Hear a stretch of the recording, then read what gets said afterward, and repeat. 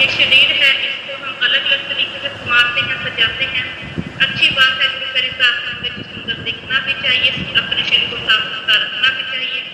महाराज जी कहते बन के बाल पाग सिर डेरी, यह तन होए तो कुसुम की डेरी।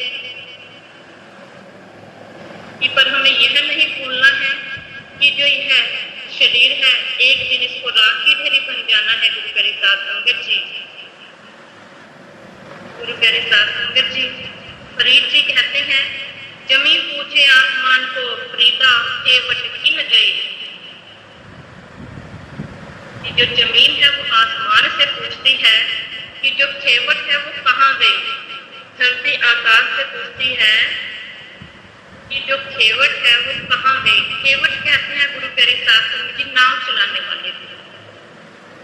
जो नाव चलाता है उसको खेवट कहा जाता है। गुरु प्यारे साथ संगत जी, नाव को चलाने, अगर नाव में चलाने वाला ही नहीं होगा तो गुरु प्यारे साथ संगत जी जो नाव है वो किसी काम की नहीं होगी।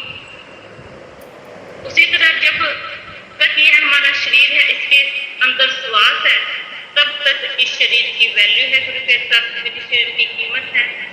जब इस शरीर से श्वास निकल जाएंगे, आत्मा निकल जाएगी, तो गुरु प्यारे साथ संगत जो यह शरीर है यह बेकार हो जाएगा।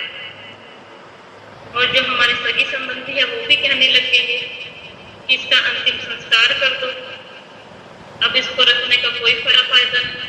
अग्नि भेंट कर दिया जाता है। गुरु प्यारे साथ संगत जी, कोई अग्नि भेंट करता है, कोई दबा देता है शरीर को। गुरु प्यारे साथ संगत जी, फरीदा केवट किन गई, ये पूछ रहे हैं ना कि जो शरीर को चलाने वाला है, जो आत्मा है, श्वास कहाँ चले गए।